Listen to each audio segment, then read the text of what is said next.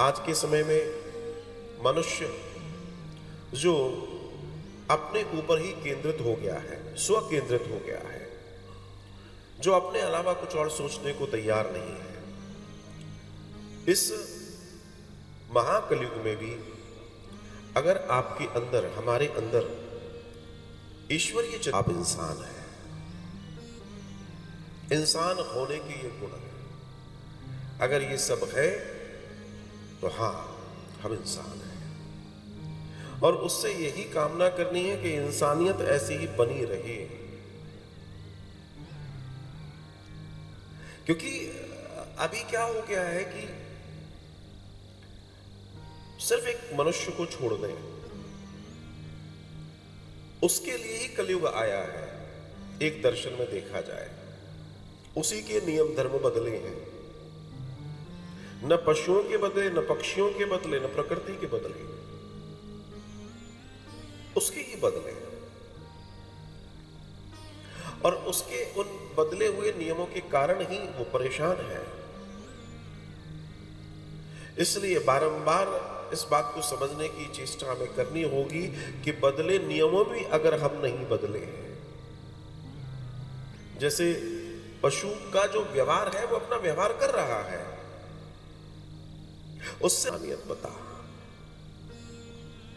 ये अपने आप में बहुत बहुत बहुत बड़ी गाली है। एक तरह से देखा जाए तो इंसान सेवा करने का ले जा पाए, उसका जो गौवंश की सेवा आप सबके सहयोग से, क्योंकि मैं इसलिए कह रहा हूं, ये अकेले के बस की बात नहीं है।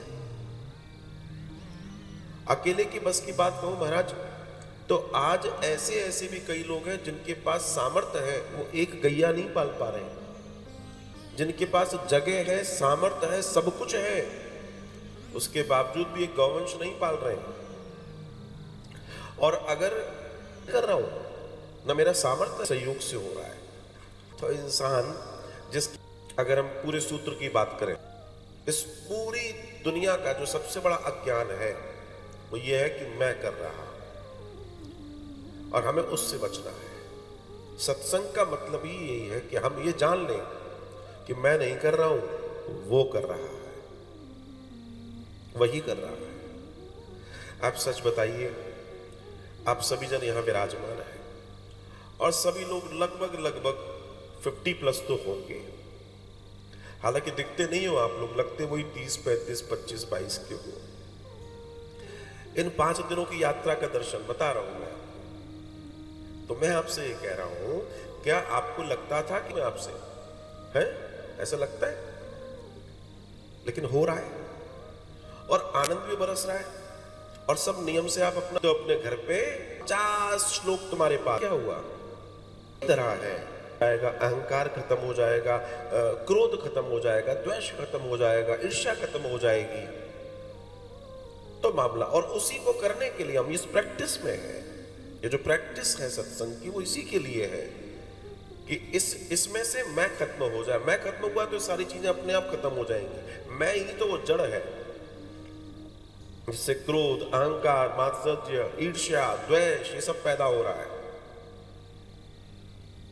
उसे मिटाने का दर्शन ही सत्संग है।